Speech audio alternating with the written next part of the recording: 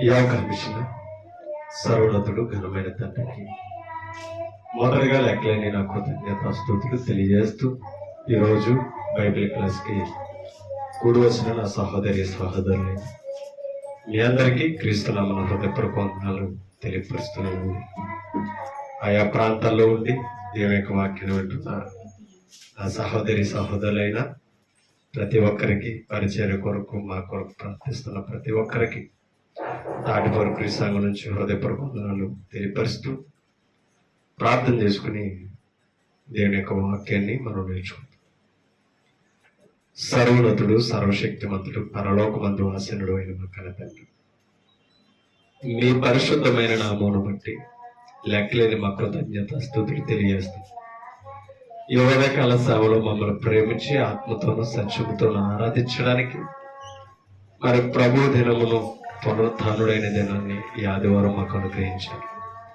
సంఘమంతా గుర్తించి తండ్రి త్వరగా మీ సన్నిధికి రావడానికి తండ్రి మరి తగిన హృదయాలు ప్రశ్నించుకుని వేడుకుంటున్నాం. వచ్చిన మమ్మల్ని జ్ఞాపకం చేసుకోండి. పరిశుద్ధులుగాను పవిత్రులుగాను మీ ఎదుట మేము జీవించే భాగ్యాన్ని మీ వాక్యము ద్వారా మేము ఎల్లప్పుడూ కలిగి ఉండడానికి మీ కుమారుడైన క్రీస్తు స్వరక్తం ఇచ్చి సంపాదించిన సంఘంలో పరిశుద్ధులుగా మేము జీవించడానికి కృప చూపించండి తండ్రి. ప్రతి ఒక్కరూ తండ్రి మిమ్మల్ని మీ కుమారుడైన యేసుక్రీస్తుని ఆయన స్వరక్తం ఇచ్చి సంపాదించిన సంఘాన్ని తెలుసుకుని ఆ సంఘంలో మేము బ్రతకవలసిన ప్రవర్తనలు తెలుసుకొని నడుచుకోగలిగిన స్థితిని మా అందరికీ దయచేసి కృప చూపుతారని మరి మీ వాక్యంలోనికి వెళుతుండగా చెప్పగలిగిన జ్ఞానమును మాకు అనుగ్రహించండి. వినుచున్న వారికి చెవులను గ్రహించే హృదయాలు మరి అసత్యమును అబద్ధమును మా నోట నుంచి దూరతం యేసుక్రీస్తు పరిశుద్ధమైన నామమును బట్టి ప్రార్థన అడుగుచున్నాం మా తండ్రి, ఆమేన్. విలువైన దేవుని సంగతులు పరిశుద్ధ గ్రంథం నుండి మనం నేర్చుకోవడానికి ప్రయత్నించాం. ఎన్నో మాటలు మనం వింటున్నాం, నేర్చుకుంటున్నాం. మరి ప్రతి మాటలో కూడా మనం ఆత్మీయంగా దేవుని దగ్గర స్థిరపరచాలి. దేవుని ఎదుట ఆయన పిల్లలుగా బ్రతుకుతున్న మనమందరం కూడా దేవుని మాట వినేవారుగాను ఆయనకు లోపడేవారుగాను మనం ఉండవలసిన అవసరత కలిగి ఉన్నాం. అది కంపల్సరీ మనం జ్ఞాపకం చేసుకుని ఆ మాటల మీద మనం బ్రతకవలసిన వారమే. ఎందుకంటే దేవుడు పరిశుద్ధుడని, న్యాయవంతుడని, నీతిమంతుడని మనం నేర్చుకుంటాం. అటువంటి దేవుని దగ్గర మనం కూడా నీతిమంతులుగాను న్యాయవంతులుగాను బ్రతకవలసిన వారమై ఉన్నాం. అది తెలుసుకోవాలి. ఓ మాట మనం చదువుకొని లేఖనాల్లోనికి వెళ్తాం. మత్తయి సువార్త 23వ అధ్యాయంలో ఒక మాట మనకి కనబడుతుంది. 23వ అధ్యాయము 13వ వచనాన్ని ఒకసారి మనం చదువుతాం. చూడండి, 23వ అధ్యాయము 13వ వచనం. మత్తయి సువార్త. అయ్యో వేషధారులైన శాస్త్రులారా, పరిచయులారా, మీరు మనుషుల ఎదుట పరలోక రాజ్యమును మూయుదురు, మీరందులో ప్రవేశించరు, ప్రవేశించు వారిని ప్రవేశింపనీరు అని మాట్లాడుతారు. అక్కడ ప్రభు అది వివరించే ముందు పదాన్ని వాడాడు, అయ్యో అయ్యో. ఇప్పుడు అయ్యో అనే పదం సామాన్యమైనదేమి కాదు. చాలా ప్రమాదాన్ని, ఘోరాన్ని సూచించేది ఏది? అయ్యో అనే పదం. ఎందుకంటే ఆ అయ్యో పదములో అక్కడ వేషధారణ చేస్తున్న శాస్త్రులు పరిచయులు జీవితం ఏ స్థానంలో ఉందో యేసు ప్రభువుకు తెలుసు. ఎందుకంటే తీర్పు తీర్చబోయేవాడు ఆయనే.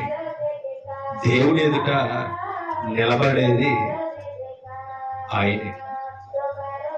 ఆ తీర్పులో దేవుడు ఎదుట నిలబడినప్పుడు వారి యొక్క స్థితి ఎలా ఉందో అది గుర్తిస్తున్నాడు. ఎవరు? యేసుక్రీస్తు. వారు శిక్షకు పాత్రులుగా శిక్షా ఫలమును పొందుతున్నారని, ఆ వేషధారణ అంత దైవోగ్రతకు గురి చేస్తుందని ప్రభు ఎరిగిన వాడై, అయ్యో అన్న పదాన్ని ఆయన శాస్త్రులు పరిచయ విషయంలో ఆయన వాడాడు. శాస్త్రులు అంటే ధర్మశాస్త్రాన్ని పరిశోధన చేసి దైవ జ్ఞానాన్ని అందించు. అలాగే ధర్మశాస్త్ర ఉపదేశకులు అంటే పండితులు, గ్రంథాలని చదువుతూ వాటిని వివరించి ఆ గ్రంథాల్లో ఉన్న వాక్యాలు ఇశ్రాయేలు ప్రజలకి నేర్పించేవారట. ఎవరో వారు. అదిగా చెప్తున్నాడు అయ్యో అనే పదాన్ని ఆయన వాడడం అనేది జరిగింది. అందుకే అన్నాడు అయ్యో వేషధారులైన శాస్త్రులారా. అంటే వీరిలో ఏముంది? వేషధారణ ఉంది.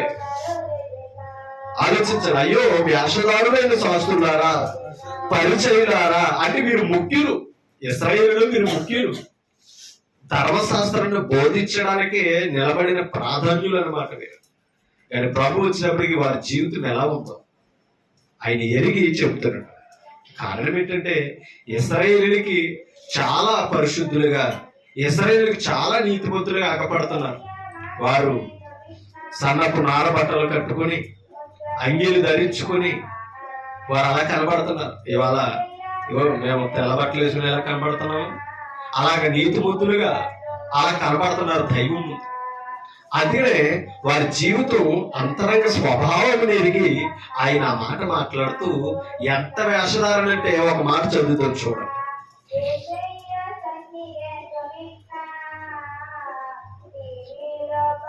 27 వచ్చు. ఇక్కడ కూడా అదే పదం కనపడుతుంది. 27 వచ్చు. అయ్యో వేషధారులైన శాస్త్రులారా. మరలా వాళ్ళని వ్యక్తపరుస్తూ వారి జీవితాలను గురించి వివరిస్తున్నాడు. అయ్యో వేషధారులైన శాస్త్రులారా, పరిచయులారా, మీరు సున్నపు కొట్టిన సమాధులు. ఎవరంటే వీరు సున్నపు కొట్టిన సమాధులు పోలి ఉన్నారు. ఎవరో? ఆ శాస్త్రులు, పరిచయులు సున్నపు కొట్టిన సమాధులను పోలి ఉన్నారట. ఒక మాట అర్థం చేసుకుంటే, సున్నపు కొట్టిన సమాధులు ఏంటి అమ్మా? సమాధులు ఎక్కడ ఉంటాయి? శ్మశానంలో ఉంటాయి. అవునా? ఇప్పుడు వాటిలో ఉన్న సమాధుల్ని ఎలా పోల్చాడైనా? సున్నపు కొట్టిన సమాధులు అంటే దాని అర్థం పైన ఏం చేస్తున్నారు వీరు? ఇప్పుడు మనం ఏం చేస్తున్నాం? పైన సున్నంతో అలంకరిస్తున్నాం లేదా? ఆలోచించాలి. వాటిని తెల్లగా అలంకరించేవారు. ఇప్పుడంటే పాలరాయిలు వేస్తున్నారు కానీ, అవునా, గొర్రెలు కడుతున్నారు కానీ ఒకప్పుడు అదే. ఆలోచించాలి. అంటే ఇప్పుడు ఇవాళ ఆ సమాధిని మా నాన్నగారిదే, మా అమ్మగారిదే, మా బంధువులదని చక్కగా ఏం చేస్తున్నాం మనం? ఇవాళ అలంకరించుకుంటున్నాం. కానీ అందులో ఏముందో మర్చిపోతున్నాం మనం. మా నాన్న అక్కడ ఉండడు, మన అమ్మ అక్కడ, మన పితరులు ఎవరో అక్కడ ఉండరు. ఎక్కడ? ఆ సమాధిలో వారు ఉండరు. శవం ఉందంతే. అది కూడా ఎలా ఉన్నదన్నాడు చెప్తున్నాడు చూడండి. అవి వెలుపట శృంగారముగా అగుపడు నేవి. ఆ సమాధులు ఎందుకంటే మనం అలంకరిస్తున్నాం కాబట్టి చక్కగా కనబడుతున్నాయట.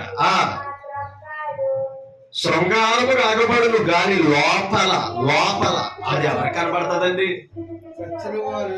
లోపల చచ్చిన వారి ఎముకలతోనూ సమస్త కల్మషంతో నిండి ఉన్నది. అది వాస్తవమా కాదా అమ్మా? సమాధిలో ఏముంటది? మనం పెట్టిన పెట్టెలో ఏముంటది? అదే ఉంటది అమ్మా. మనం పెట్టగానే కొన్నాళ్ళు బాగుంటదేమో, కానీ అది ఎంతకాలం ఉన్నా అది కల్మషమే, అది కొంపు కొట్టేదే. అవునా? అందుకే మాట్లాడినాడు చూడండి అక్కడ ఏమని? చచ్చిన ఎముకలతో. పనికి రాదండి అది. చచ్చిన ఎముకలతోనూ సమస్త కల్మషం. అంటే ఇంకా అంత కొంపు ఎక్కడ ఉండదన్నమాట, అంత చెడు ఎక్కడ ఉండదన్నమాట. సమస్త కల్మషం అని అన్నాడు. వైరల్ అయిపోతాడు. అందుకనే బాడీ డిస్ప్లే అయిపోతే ఏం చేస్తారు తెలుసా? దాన్ని త్వరగా సమాధికి చేర్చేయడానికి చూస్తారు సమాజంలో. అవునా? డిస్పోజల్ అయిపోతే త్వరగా ఇమీడియట్ గా తీసుకుపోండి, ఇక లేట్ చేయొద్దు, ఎవరైనా వస్తే అక్కడ చూసుకుంటారని అంటారు. ఎందుకని? అది చెడిపోతుంది. దాన్ని స్మెల్ పీల్చిన వారందరూ కూడా బలహీనతకు గురవుతారు. అందుకనే అది ఎప్పుడైతే డిస్పోజల్ అయిపోతుందో, దాన్ని ఎప్పుడైతే చెడిపోతుందో ఏం చేస్తారు? తీసేస్తారు. కానీ అటువంటి సమాధులతో ఎవరిని పోల్చాడండి? శాస్త్రులు, పరిచయులు. అంటే అర్థం ఏంటి? పైకి అంత శృంగారంగా కనబడుతున్నారు ఇశ్రాయేలీకి, కానీ దేవుడి ఎదుట వారి జీవితం ఎలా ఉందట? చచ్చిన సమాధిలాగా, ఆ శవంలాగా ఉందట. అంటే అర్థం ఏంటి తెలుసా? లోపలంతా పాడైపోయింది. యథార్థంగా పరిశుద్ధత లేదు, పవిత్రత లేదు, దైవ భక్తి భయం లేదు. కానీ పైకి ఎలా ఉన్నారంటే తెలుసా? తలతల్లాడిపోతున్నారంట సున్నల్లాగా, తెల్ల బట్టలు వేసుకుని. అమ్మా, దీర్ఘ ప్రార్థన చేస్తూ, గంభీరంగా మాట్లాడుతూ ఎలా కనబడుతున్నారట? నీతిమంతుల్లో కనబడుతున్నారట. కానీ హృదయాలు ఎరిగిన ప్రభు శాస్త్రుని పరిచయంతో చెప్తున్నాడు, నీ జీవితం ఏంటో నాకు తెలుసు అని చెప్తాడు. ఎలా ఉందో వారికే వివరించాడు. మీరు మారండి, మీ అంతరంగ స్వభావాన్ని మార్చుకోండి అని అక్కడ చెప్పాడు. అలా ఉన్నారు కాబట్టి, అంత ఆత్మ కల్మషముతో ఉన్నది కాబట్టి, హృదయం చెడిపోయి ఉన్నది కాబట్టి ఏమన్నాడు తెలుసా? అయ్యో, అసలు మీ స్థితి ఎవరు మార్చగలరో, అది ఎంత ఘోరమైన ప్రమాదంలో మీరు ఉన్నారో దైవగ్రతకే. అయ్యో జాగ్రత్త, అయ్యో మారు మనసు పొందండి యేసు ప్రభు వారి యొక్క వేషధారణను ఖండిస్తున్నాడు. ఇక అర్థమైందా? అందుకనే ఇందాక మనం చదువున 13 వచనంలో మార్చదు ఏమని? అయ్యో వేషధారులైన శాస్త్రులారా, పరిచయులారా, మీరు మనుషుల ఎదుట, ఎవరి ఎదుట? మనుషుల ఎదుట పరలోక రాజ్యములు మూయుదురు. అంటే అర్థం ఏంటి? పరలోక రాజ్యములు ప్రవేశింపజేయాలి అనేకుల్ని వీళ్ళు ఏం చేస్తున్నారట? కారణం ఏంటి? వీరికే లేదు కదా. పరలోక రాజ్యములు వెళ్ళాలంటే పరిశుద్ధులు. మా పరలోకం ఎవరికి స్వాచ్ఛం? పరిశుద్ధులకే స్వాచ్ఛం. పరలోకంలో ఉండే స్థానం ఎవరిదే? పవిత్రులదే. దేవుని ఎదుట పరిశుద్ధులుగా తీర్చబడి బ్రతుకుతున్న వారే. అంతే తప్పకని కల్మషముతో, పాపముతో, దేవునికి వ్యతిరేకమైన స్వభావాలతో చెడిపోయిన మనకి ఎవరికే ఆ స్థానం ఉండదండి. అందుకని యేసు ప్రభు సమాజాన్ని మేలుకొల్పడానికి, ప్రతి జీవితాన్ని నిలబెట్టడానికి, ప్రతి వారి యొక్క హృదయాన్ని మార్చడానికే ఈ లోకానికి రక్షకుడుగా వచ్చాడు. శిక్షను ఎరిగిన వాడు గనక ఖండించి బోధిస్తున్నాడు, మారతామేమో అని. ఇవాళ ఎంత వాక్యం వింటున్నాం మనం. మార్పు లేని జీవితాలతో ఉంటే గనక, దేవుని భయం లేకుండా బ్రతికితే గనక, మనము శాస్త్రుల్లో పరిచయంలాగా, వేషధారులాగానే కనబడతాం. ఒకసారి మనం ఆలోచించాలి. మనము పరలోక రాజ్యం మూయకూడదు అంటే దాని అర్థం ఏంటంటే,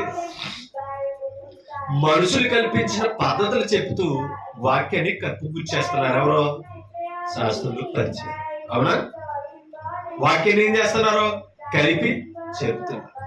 దేవుడు చెప్పమన్న బోధన విడిచిపెట్టేశారు ఎవరో? శాస్త్రులు, పరిచయం. ఆ వాక్యం వెళ్ళగలిగితేనే దైవ సంకల్పం తెలుస్తుంది. దైవ సంకల్పం తెలిస్తేనే పరలోక రాజ్యం అనుగ్రహించబడుతుంది. ఆ పరలోక రాజ్యము తెలుసుకునే అవకాశం ఉందో తెలుసుకుంటేనే దాంట్లోకి ప్రవేశిస్తారు. అందులో ప్రవేశిస్తేనే వారికి పరలోకానికి హక్కుదారులు ఉండే అవకాశం ఉంది. దాన్ని వాక్యం ద్వారా చెప్పకుండా మూసేస్తున్నారని బోధన ఎరిగిన ప్రభు చెప్తారు. మీరు పరలోక రాజ్యాన్ని మనుషులు ఎదుటి మూసేస్తున్నారు. అంతేకాదు, మీరు అందులో చెప్పండి చూడండి, మీరు అందులో ప్రవేశించు వారిని ప్రవేశింపనీయరు.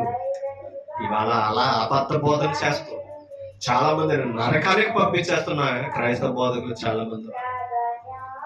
ఏదైనా పర్లేదులే, వాక్యం కాదా, ఏదైనా సువార్త కాదా, ఎక్కడున్నా భక్తి అవదా,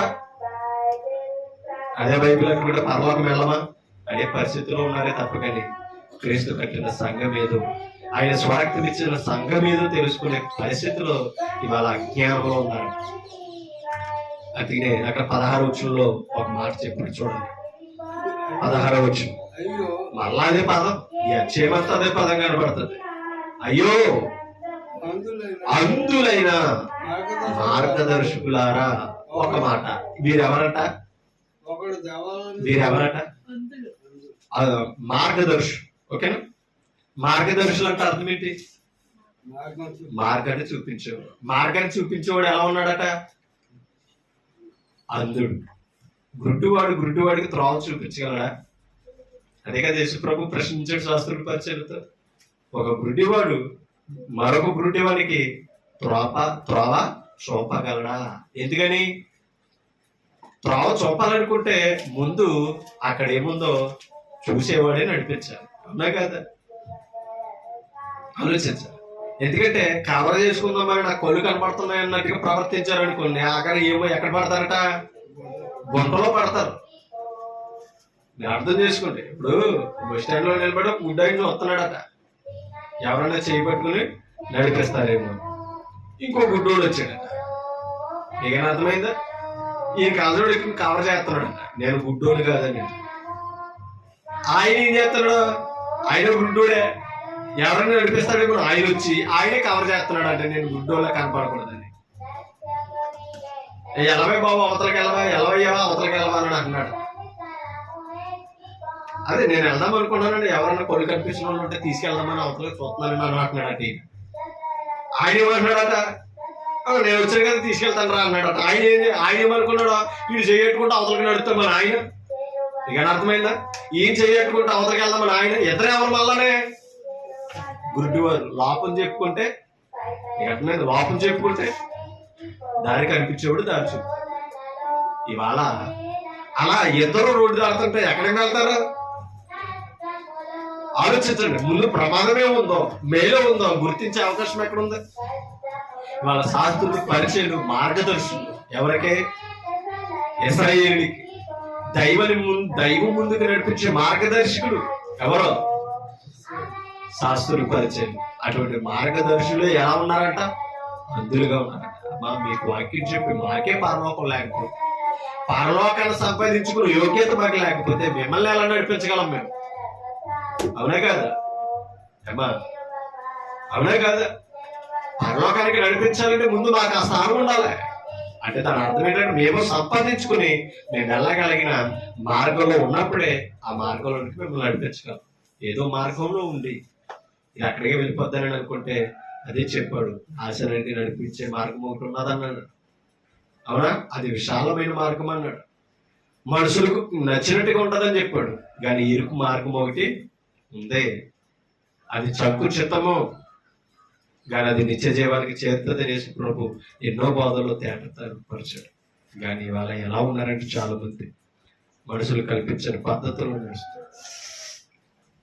మాకు సంఘం మీద నచ్చింది, మాకు బోధ ఇది అనుకూలంగా ఉన్నదని వెళుతూ అందులోనే పయనించి అందులోనే నడుస్తున్నారు తప్పని అసలు మేము గమ్యానికి వెళతామా? నేనే మార్గమై ఉన్న క్రీస్తు దగ్గరికి చేరగలమా? ఆ మార్గం ఏర్పరిచిన క్రీస్తు దగ్గరికి వెళ్ళగలమా? మేము వినే బోధ, మేము వెళ్ళే సంఘం పరలోకానికి సరిపడేదా? ఆలోచించుకోవాలి. అదే పరిశోధన ఇవాళ సంఘంలో ప్రతి విశ్వాసి, ప్రతి క్రైస్తవుడు చేయవలసిన పరిశోధన అదే. కాబట్టి వీరు వెళ్ళలేని పరిస్థితులు ఉన్నారని ప్రభువుకి తెలుసు. కానీ వీరేం చేస్తున్నారట? తీసుకెళ్ళిపోదాము, మా ద్వారానే మీకు ఉన్నదని చెప్తున్నారట. ఎనక లేకుండా ఎలా ఇస్తాడు? అందుకనే అందులైనా మార్గదర్శకులారా ఒకడు దేవాలయం తోడని ఒట్టు పెట్టుకుంటే అందులో ఏమంటున్నారట? ప్రమాణాల గురించి చెప్తున్నారట. ఒకడు దేవాలయము తోడని ఒట్టు పెట్టుకుంటే దేవాలయంలో ఏముందయా అని అంటున్నాడట. అని మళ్ళీ విచిత్రమైన మాట చూడండి కింద. కానీ దేవాలయములోని బంగారము తోడని ఒట్టు పెట్టుకుంటే వాడి దానికి బద్ధుడని మీరు చెప్తున్నారు. ఏమన్నా అర్థమైందా? దేవాలయము తోడని ఒట్టు పెట్టుకుంటే, దేవాలయము తోడని ఒట్టు పెట్టుకుంటే ఏమవుతో ప్రమాదం ఏమీ కాదంటున్నారట. ఎవరో ఈ శాస్త్రుడు పరిచయం. దేవాలయంలో ఉంది చూసారా? దేవుని సముఖంలో ఏంటది? బంగారం. బంగారము తోడని ఒట్టు పెట్టుకుంటే మీరు కంపల్సరీ ఏం చేయాలి? చెల్లించాలి దాని వేళ. మీకేం అర్థమైందండి? బంగారం చెల్లించాలంట. దేవాలయం ఓటు తోడని పెట్టుకున్నప్పుడు దేవాలయం దాన్ని చెల్లించకపోయినా, దాన్ని నెరవేర్చకపోయినా పర్లేదు, అందులో ఉన్న బంగారం మీద మీరు ప్రమాణం చేశారా, కంపల్సరీ దాన్ని చెల్లించాలని చెప్తున్నారు. ఎందుకంటే ఇది లాభంగా ఉంటుంది. ఆలోచించాలి. ఎవరు మాట్లాడుతున్న మాటలు ఇవి? ఎందుకంటే వారికి లాభాన్ని అనుసరించే మాటలు అవి.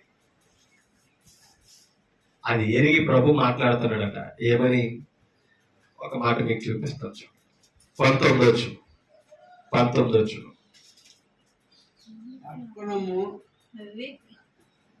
చూడ కాదండి, 17 అవివేకులారా. ఆదులారా ఎలా ఉన్నారట ఇలా? అవివేకులారా, ఆదులారా అందులారా. అవివేకులు, వివేకం లేదు వీళ్ళకి. దైవ జ్ఞానం ఉంటే కదా. అందులు కనపడదు, దైవ కార్యాలు చూడరు. వీరు కనపడినప్పుడు దైవ కార్యాలు ఎవరికి చూపిస్తారు? వాక్యం మనకు అర్థమవునప్పుడు. ఇది వాస్తవాన్ని ఎలా వివరించగలం? అవునా కదా? నాకు రాకుండా మీకు ఎలా చెప్పగలను? మీకు చెప్పాలంటే నేను నేర్చుకోవాలి. అవునే కదా? నేను నేర్చుకుంటే మీకు తెలుస్తుంది. ఇవాళ వారు దైవ జ్ఞానాన్ని అనుసరించకుండా ఇదే దైవ జ్ఞానం, ఇదే పాండిత్యం అని మాట్లాడుతూ ఏం చేస్తున్నారట? అవివేకులారా, అందులారా. ఏది గొప్పదే? ఏది బంగారము ఏది గొప్పదే? బంగారమా? బంగారమును శుద్ధపరచు దేవాలయమా. ఏది గొప్ప చెప్పండి? బంగారం గొప్పదా? బంగారమును పరిశుద్ధపరచు దేవాలయము గొప్పదా? ఆలోచించండి. దేవాలయం ఏది గొప్పది కాదంటున్నారు. అలా బంగారము తోడని పెడితే దాన్ని వెల చెల్లించాలని అంటున్నారట. దానికి మీరు బద్దులు అంటున్నారట. అసలు బంగారం గొప్పది ఎప్పుడైందట? దేవుని ఆవరణంలో ఉన్నది కాబట్టి. ఆ బంగారం పరిశుద్ధమైనది ఎప్పుడైందంటే దేవుని బట్టి, దేవుని ముందు ఉన్నది కాబట్టి, దేవుని సన్నిధిలో ఉన్నది కాబట్టి అది పరిశుద్ధమైనది. దేవుడే లేకపోతే పరిశుద్ధమైనది ఎలా అవుతుంది? కాబట్టి వస్తువుకి ఇచ్చిన విలువ, దైవ కార్యాలకి, దైవ సన్నిధికి మీరు విలువిస్తలేదని ఖండించడు యేసుక్రీస్తు. అందుకని అన్నాడు, ఏది గొప్పదే? బంగారమా? బంగారమును పరిశుద్ధపరచు దేవాలయమా. ఆలోచించండి. ఏది గొప్పదే? లోకమా దేవుడు అంటే? లోకమే గొప్పది అంటున్నారట. కానీ లోకం శాశ్వతమైనది. మన కళ్ళకు గొప్పదే, మన హృదయానికి గొప్పదే, మన ఆత్మకే గొప్పది కాదు. దైవమే గొప్పడు. ఎందుకంటే ఎన్ని కలిగి ఉన్నా పరిశుద్ధత రాదు. దేవుడు ఉంటేనే పరిశుద్ధత వస్తుంది. దేవుని మాట వింటేనే పరిశుద్ధత. దేవుడు చెప్పినట్టుగా బ్రతికితేనే పరిశుద్ధ స్థలాల్లో జీవించే అవకాశం, పరిశుద్ధమైన మహిమలో ప్రవేశించే అవకాశం. అది గుర్తించాలి. యేసు ప్రభు ఖండిస్తారు. కానీ వీరేం చేస్తున్నారట? అలా వారికి అనుకూలమైన బోధలు చేసి దేవుని వాక్యాన్ని పక్కన పెట్టి పరలోక రాజ్యాన్ని మూసేస్తున్నారట. అంటే దేవుడి దగ్గర చేయవలసిన భక్తులు బలహీనులు చేస్తున్నారు. వారికి అన్ని అనుకూలమైన అబద్ధ బోధలు చేసి పరలోకానికి వెళ్ళవలసిన వారిని ఏం చేస్తున్నారంటే పాతాళానికి నడిపించేస్తారు. ఇవాళ మనకిష్టం వ్యాధులు తగ్గిపోతాయంటే, మనకిష్టం పెళ్ళిళ్ళు అయిపోతాయంటే, మనకిష్టం నువ్వు పరీక్ష రాయకపోయినా పాస్ అయిపోతావు అంటే. అవునా కదా? నువ్వు రాయి, అప్పుడు పాస్ అవుతావు అనుకో, అది ప్రోత్సాహకరంగా ఉంటుందా? నువ్వు రాయకపోయినా పర్లేదు, పాస్ అయిపోతావు. ఇది తెలుసా? ప్రార్థన చేసేస్తున్నాను కన్ను, నువ్వు రాయకపోయినా రాస్తుందని అంటాడు. ఎలా ఉంటుందా మాటలో? ప్రార్థన చేసేస్తే పరీక్ష పాస్ అయిపోయి మళ్ళీ ఇంట్లో కూర్చోవచ్చు కదా. సంవత్సరం అంతా చదివిందుకు ఈ మాటలు ఎలా ఉంటాయి మరి? వినసొంపుగా ఉండవా? నువ్వు సంవత్సరం అంతా ఎంత కష్టపడి చదివావో వాటి ఫలితమే రేపు నీకు వచ్చే మార్క్స్ అని చెప్తే అది వినసొంపుగా మంచి చెవులకి ఉండదు. అటువంటి మాయ బోధకులు వెతుక్కుని వెళ్ళిపోతున్నారండి. నీ కడుపు చెప్పుకోవడం కొబ్బుర్లు తాగు చాలు, పిల్లలు వేసుకోకుండా అంటున్నారు. అవునా కదండి? మరి ఆ మాటలు ఎలా ఉంటాయి? ఆర్థిక ఇబ్బంది, ఖర్చు పెట్టలేము, కొబ్బుర్లు తాగితే సరిపోతుంది కదా. చూడండి, అబ్బా కొడుకు తెచ్చులు తాగేస్తున్నారు. అవునా? అదేనే గుండు కాడ ఆ బొట్టు చుట్టూ కొవ్వు పెరుగుతుంది. ఇవాళ కొలెస్ట్రాల్ పెరిగి ఎన్నో అనారోగ్యాలకు గురైపోయి చనిపోతుంటే అర్థం చేసుకోలేని పరిస్థితిలో ఉన్నారండి. ఇవాళ కొబ్బరి నూనె గొప్పదా? కొబ్బరి నూనె ఇచ్చినోడు గొప్ప. అర్థమైందండి? మధ్యలో సేవకుడు బాగుంది, సేవకుడు మాటలు విని వాక్యాన్ని మిగులు మానేసాం, వాక్యం హృదయంలోకి ఎక్కించుకోవడం మానేసాం. మన నరనరాల్లోకి ఎక్కించవలసిన వాక్యం మనల్ని స్వస్థపరిచేది, పాపం నుంచి విడిపించేది, అంధత్వం నుంచి తప్పించేది, పరలోకానికి చేర్చే మార్గం మీద చూపించేది వాక్యం ఒకటే. అది ఎక్కించుకుంటున్నావా? అది వెళ్తుందా నీ అంతరంగంలోనికి? కాబట్టి మనం అర్థం చేసుకోవాలి. అందుకే యేసుప్రభువు అన్నాడు, హృదయం నిండిన దానితో నోరు పలుకుతుంది. నీ హృదయంలోనికి వాక్యం వెళ్తుందా, లేదంటే నీ హృదయంలోనికి అబద్ధం వెళ్తుందా?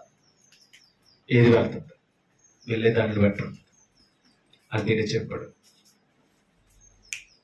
పరలోక రాజ్యాన్ని మనమే మూసేస్తాం. అటువంటి వారిలో మనం ఉంటే అసలు పరలోకం మనకే దొరకదట, ఇంకెవరికి ఇస్తాం? కాబట్టి లేఖనానుసారంగా బ్రతకడానికే ప్రయత్నించాలి. కష్టమైన, నష్టమైన, శ్రమలైన, బాధలైనా సరే దేవునికి ఇష్టమైతే అది అనుభవించాలంతే. దాన్ని తీసివేసే శక్తి ఎవరికే లేదు.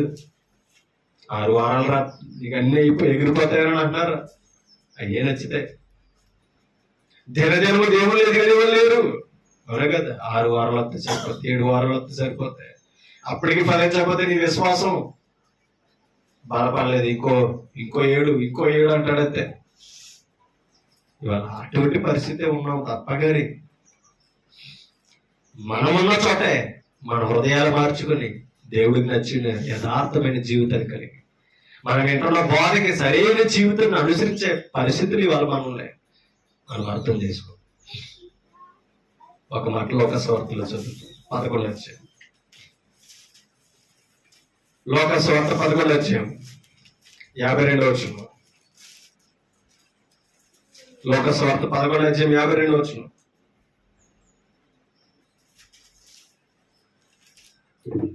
చూడండి. అయ్యో, అదే పదంగా కనబడుతుంది ఇక్కడ.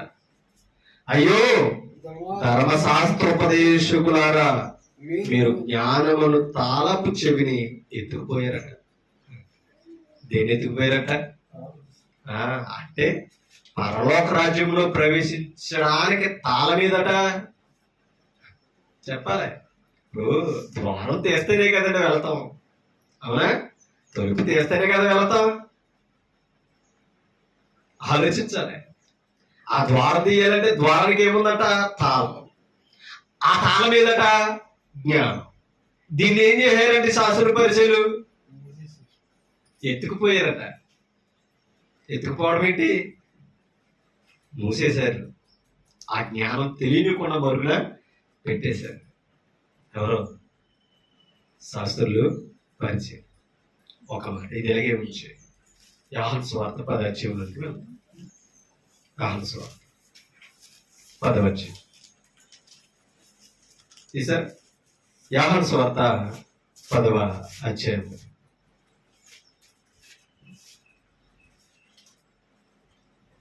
తీసారా? యోహాను సువార్త 10వ అధ్యాయం 8వ వచనం చదువుతాం. గొర్రెలు పోవు ద్వారమును నేనే. అమ్మా, గొర్రెలు ఎవరో, ద్వారం ఎవరో? అమ్మా చెప్పాలి. గొర్రెలు ఎవరు, ద్వారం ఎవరో? గొర్రెలు క్రీస్తుని వెంబడిస్తున్న విశ్వాసులు. ద్వారం ఎవరట? క్రీస్తు. ఆ ద్వారం తెరవబడాలంటే తాళం పట్టుకుని వెళ్ళాలి. ఇక అర్థమైందా? సేవకుడు తాళం తీస్తున్నాడట. ఆ తాళం తీసేవాడు ఏం చేస్తున్నాడట? తాళం కనపడకుండానే చేసేస్తున్నాడట. ఆ పరలోక రాజ్యం ఆ ద్వారం తెరవబడే స్థానాన్ని, అవకాశాన్ని ఒక సేవకుడికి ఇస్తుంటే నమ్మి యజమానుడు ఇస్తే ఏం చేస్తున్నాడట? దాన్ని ఎత్తుకుపోయి మరుగులు పెట్టారు. ఇవాళ అటువంటి పరిస్థితిలో జ్ఞానం అనే తాళము చెవిడి ఎత్తుకుపోయారు. కానీ యేసుప్రభు అన్నాడు, గొర్రెలు పోవు ద్వారమును నేనే, నా ముందు వచ్చిన వారందరూ దొంగలు. యేసుకు ముందు ఎంతో మంది వచ్చారు కాపర్లు, అవునా? చాలా మంది కాపర్లు వచ్చారు. ఈ కాపర్లు అందరూ ఎవరంట? దొంగలు. దొంగలు, శాస్త్రులు, పరిచయం లాంటిలే. వారు కొడుకు నిప్పుకుంటారు. ముందు వచ్చినప్పుడు ఏమైపోయినా పర్లా, వారు కొడుకు నిప్పుకుంటారు. వారి జీవితం, వారి పబ్బం కడవాలంతే. ఆలోచించాలి. కానీ మేము చెప్పే వాక్యం ద్వారా మేలుందా? మేము యథార్థమైన మాటలు చెప్తున్నామా? పరలోకానికి చేర్చగలుగుతున్నామా? అటువంటి నిజమైన సంఘములో నిజమైన సత్య బోధలు ఉంచామా? ఆ బోధలు నేనున్నానా? ఆలోచించడం. ఈ లోకంలో అవసరతలు తీరుతున్నాయి. ప్రభు బోధ చేస్తుంటే వెళ్ళిపోతుంది జీవితం, చాలు అనుకున్నాడు అంతే. రేపొద్దున చూద్దాం అంటున్నాడు. అందరూ చూస్తారు అక్కడ, అవునా కదండి? తీర్పులు అందరూ చూస్తారు. బోధకుడు చూస్తాడు, విశ్వాసులు చూస్తారు. మనం వేసిన వేషాలు లోకం ఎక్కడ కదా అక్కడ చూస్తాం తీర్పులో. దేవుడి పేరు చెప్పుకుని ఎలా బ్రతుకమో అక్కడ కనపడదు. కాబట్టి బీ కేర్ఫుల్గా ఉండాలి మనం, చాలా జాగ్రత్తగా ఉండాలి. మనం జాగ్రత్తగా బ్రతకాలి. క్రైస్తవ జీవితం అంటే సామాన్యమైనది కాదండి. మనుషులు మెప్పించేది కాదండి. ఇది పిలిచిన వాడిని సంతోషపెట్టే మార్గం ఇది.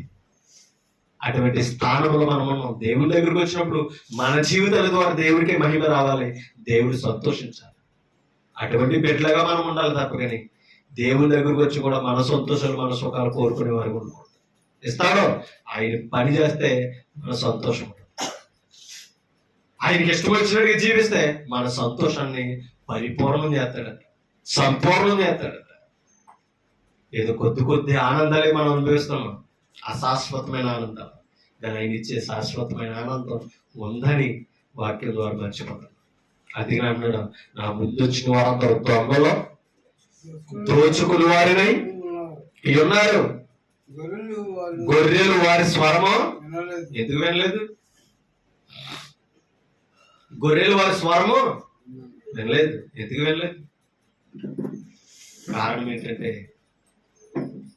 ఇది వాస్తవము, ఇది దైవం అని చెప్పే మాట వినిపించలేదు వారికి, అలా బోధించలేదు. అందుకనే వారి స్వరం వినలేదు. ఈయన వచ్చి పిలుస్తున్నాడు.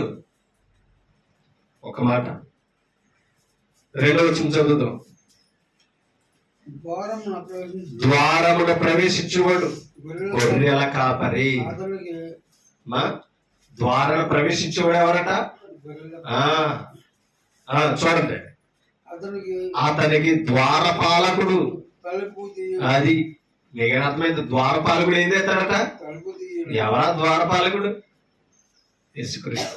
తలుపు తెచ్చేవాడు ఆయనే. ఆలోచించాలి. ద్వారపాలకుడు అతనికి ఏం చేస్తాడట? తలుపు తీయలు. ఆ తలుపు తీయాలంటే తాళం ఉండాలి. ఏంటది? జ్ఞానం, వాక్యమని జ్ఞానం ఉండాలి. లేకపోతే లోపలికి ప్రవేశించే అర్హత లోకంలో ఉన్న ఎవ్వరికీ లేదు.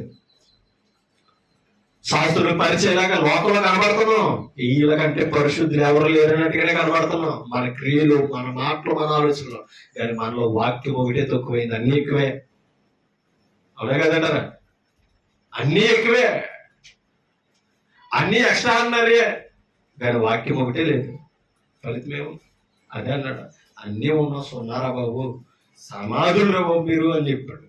సున్నపు కొట్టిన గోడ అలంకరించుకున్నారు, శృంగారంగా కనబడుతున్నారు. దేహశుద్ధి, దేహాలంకరణ ఉందే తప్ప కానీ అంతరంగ స్వభావం ఎలా ఉంది? మీ ఆత్మ ఎలా ఉంది? మీ హృదయము ఎలా ఉంది? సరే ఆలోచించండి. ఆ కొట్టుతోనూ ఆ ఎముకల కల్మషముతో మీ హృదయాలు నిండి ఉన్నాయి. మీ అంతరంగ స్వభావం చెడిపోయింది.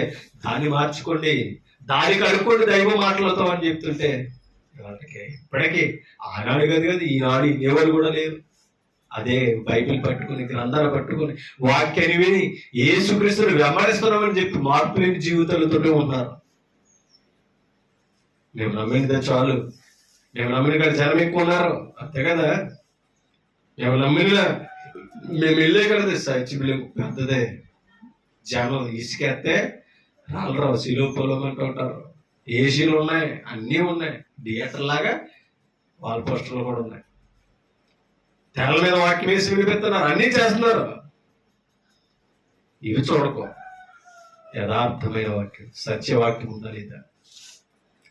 క్రీస్తు స్వరక్తం ఇచ్చి సంపాదించిన సంఘాన్ని బోధిస్తుందా? ఒకసారి ఆలోచించండి. ఆయన శిరసైన రాజ్యం మీద, సంఘం మీద చెప్పగలిగిన బాధలో నీవు ఉన్నావా? ఉంటే నీకు ప్రతిఫలం. కానీ ఇవాళ మరుగును పెట్టేసి జ్ఞానమని తాళపు చెవిని ఎత్తుకుపోతున్నారు. అందుకని అన్నాడు, అయ్యో చూడదు ఇప్పుడు వచ్చాడు ఇక్కడికి. లోకస్వార్త 11:52 అయ్యో ధర్మశాస్త్ర ఉపదేశకులారా, మీరు జ్ఞానమని తాళపు చెవిని ఎత్తుకుపోతే మీరును లోపల ప్రవేశించు వారిని అడ్డగింతురని చెప్పాను. దేవుని రాజ్యంలో వారు ప్రవేశిస్తలేదట. ప్రవేశించే వారిని ఏం చేస్తున్నారట? అడ్డగేస్తారు. ఎలాగోలాగిన పాపం వెతుక్కుని వాక్యాన్ని అనుసరించి వెళ్తున్నాడు అనుకో, అలాంటి వారిని కూడా అది సత్య మార్గం కాదని లాగేస్తున్నారట వారికి. ఆలోచించ. అందుకనే ముందు బోధకుడు సరవు, అప్పుడు సమాజం, సంఘం కూడా సరిగ్గా ఉంటాయి. లోపం బోధకుల్లోనే ఉంటాయి. బోధించే మాలో ఉంటే మీరు సరిగ్గా ఎలా ఉండగలరు? ఆలోచించాలి. ఎందుకంటే ఒక మాట మీకు చూపిస్తాను చూడండి. మత్తయి సువార్త 16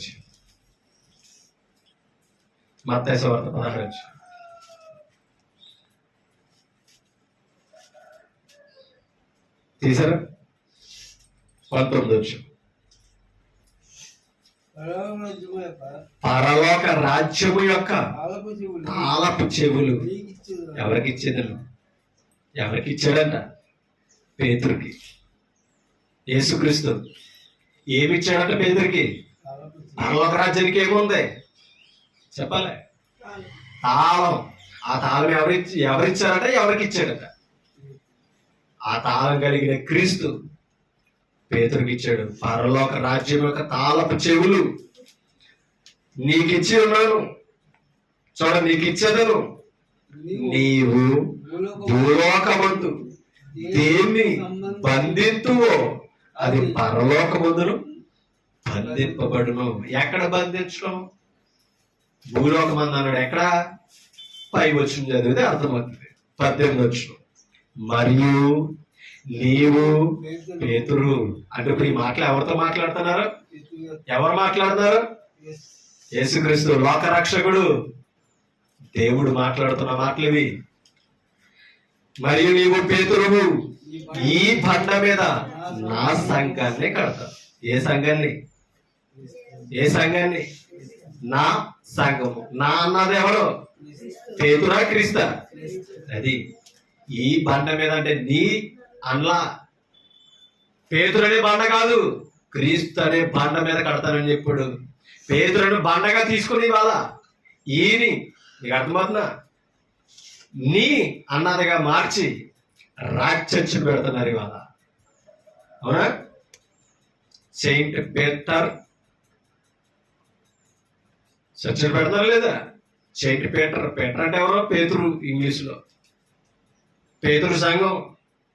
సెయింట్ పీటర్ లోథరన్ దేవాలయం.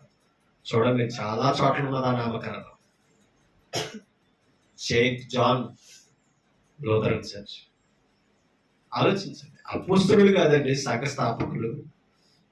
సంఘాన్ని స్థాపించింది ఎవరు? యేసుక్రీస్తు. బండ క్రీస్తు రక్తం ఇచ్చి కట్టింది ఆయన. దాని మీద కట్టిన వారు, పనివారు అపోస్తలులు. వాది కాదండి.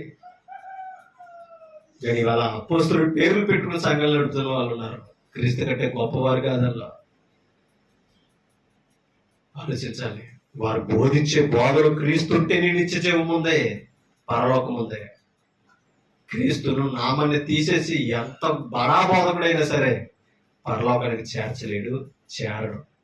ఆలోచించాలి. అందుకనే మరియు నీవు పేతురువు, ఈ బండ మీద. ఈ బండ మీద అన్నాడా? నీ బండ మీద అన్నాడా? ఈ అంటే పైన 15-14 జనులు ఎవరెవరో పేర్లు చెప్పారు. యేసుక్రీస్తుని గురించి అవగాహన చేస్తారు. కానీ పేతురు ఒక్కడే సరైన సమాధానం చెప్పాడు.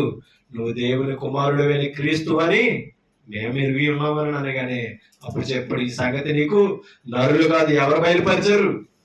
అమ్మా ఈ సంగతి నీకెవరు బయలుపరిచారు? ఆ మాట చూద్దాం, చూడండి 15 వచ్చిన. అందుకు ఆయన మీరైతే అపొస్తలులను అడుగుతున్నాడు. సమాజం ఎన్నో అనుకుంటుంది, నన్ను వెంబడించిన జనసమూహం ఎన్నో అనుకుంటుంది. మీరైతే నేను ఎవరనని చెప్పుకొనుచున్నారని వారిని అడిగాడట. 12 మంది అపొస్తలులను అడిగాడట, అసలు మీరేమనుకుంటున్నారు అంటే అందుకు అమ్మా 16 వచ్చును. అందుకు సీమోను, ఎవరట ఆయన? సీమోను పేతురు మాట్లాడుతున్నాడంట. 11 అక్కడ మందితో లేచి, నీవు సీమోను పేతురు, నీవు సజీవుడు దేవుని కుమారుడు అని క్రీస్తు అని చెప్పాడట. అందరూ అలా అనుకుంటుంటే మేము ఎలా అనుకుంటున్నామయ్యా? నీవు సజీవుడు అయిన దేవుని కుమారుడు అయిన క్రీస్తు సామాన్యుడు కాదని మేము గుర్తించాం అని అంటున్నారంట. ఎవరో? సీమోను పేతురు. ఆ మాట అనగానే ఇప్పుడు యేసు సమాధానం చెప్తున్నాడు, చూడండి 17 వచ్చిన. అందుకు యేసు సీమోను బర్యోనా, అంటే యోనా కుమారుడా, నీకు అర్థమవుతుందా? సీమోను బర్యోనా, యోనా కుమారుడా, నీవు ధన్యుడు. ఎందుకంటే చూడండి, పరలోకమందున్న నా తండ్రి ఈ సంగతి నీకు బయలుపరిచనే గాని. ఎవరు బయలుపరిచారట? పరలోకమందున్న తండ్రి బయలుపరిచాడు. కాబట్టి నేను సజీవుడైన దేవుని కుమారుడైన క్రీస్తును నువ్వు గ్రహించగలిగావు. ఈ సంగతి నీకు నరులు చెప్పలేదు పేతురు, నా తండ్రి నీకు బయలుపరిచాడు అన్నమాట. నువ్వు ధన్యుడు. ఎందుకంటే అసలు పరలోక విషయాలు, ఆ మర్మాలు దేవుడు అనుగ్రహించాడంటే ఆ నరుడు ఎంత గొప్పడండి. ఆలోచించాలి. పరలోక రాజ్య మర్మాలు ఎరిగే అవకాశం అపొస్తలులకు ఇచ్చాడండి. అందులో మొదటి వాడు ఎవరు తెలుసా? పేతురు ధన్యుడు. ఇవాళ క్రైస్తవ విశ్వాసుల్లో ఆ పరలోక రాజ్య మర్మాలు, క్రీస్తు మర్మాలని, సంఘం అనే మర్మాన్ని తెలుసుకున్న క్రైస్తవుడు గొప్పడండి. సామాన్యమైన బోధ కదండి.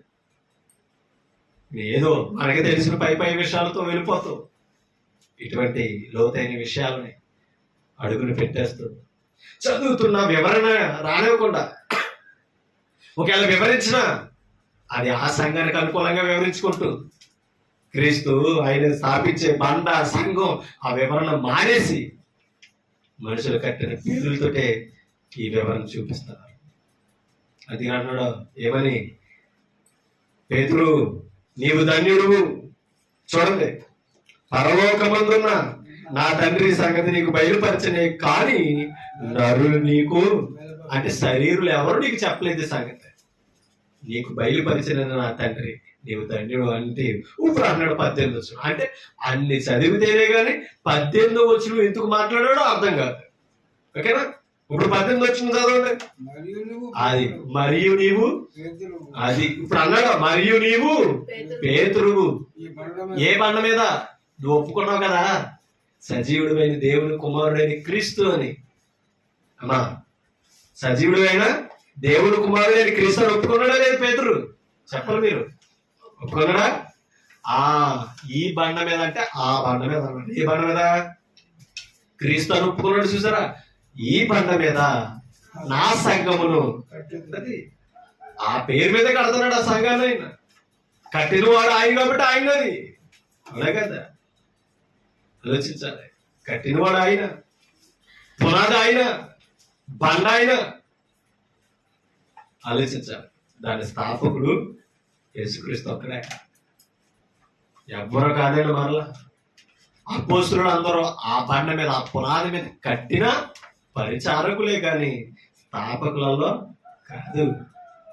ఆలోచించాలి. ఎక్కడ సంఘాలు స్థాపించినా సరే క్రీస్తు అనే పునాది మీదే కట్టారు అపోస్తలులు. వేయబడినది తప్ప మరి ఒక పునాది ఎవడు వేయలేరని కొరింథీ పత్రికలో పౌలు చెప్తాడు. ఆల్రెడీ యేసేయుడు క్రీస్తు అనే పునాది, తండ్రి అయిన దేవుడు. ఆయన బండగా పునాది వేసుకుని వెళ్ళిపోయాడు. దాని మీదే ఎంతమంది కట్టినారు. కాబట్టి క్రీస్తులో కట్టబడుతున్నామా? మనుషుల్లో కట్టబడుతున్నామా? వాక్యానుసారంగా బ్రతుకుతున్నామా? కలిపి చేరుకున్న బోధలు ఎదుగుతున్నామా? ఒకసారి మనం అర్థం చేసుకోవాలి. అందుకని అన్నాడు ఏమని? మరియు నీవు పేతురువు, ఈ బండ మీద నా సంఘం క్రీస్తు, నా సంఘమును కట్టుదును పాతాళ లోక ద్వారములు దాని ఎదుట నిలువర. దేని ఎదుట? నా సంఘము ఎదుట. ఏం నిలవరట చెప్పాలి మీరు. క్రీస్తు కట్టే సంఘం ఎదుట ఏమి నిలవదు? పాతాళ లోక ద్వారాలో నిలవు. అంటే అర్థం ఏంటి? పాతాళానికి గాని మరణానికి గాని చోట్లేదు. ఎక్కడ? క్రీస్తు సంఘములో ఉంటే. ఆ సంఘము వెలుపల ఉన్నామా? ఆల్రెడీ వాడు అంచులోనే జీవిస్తాం. ఆలోచించండి.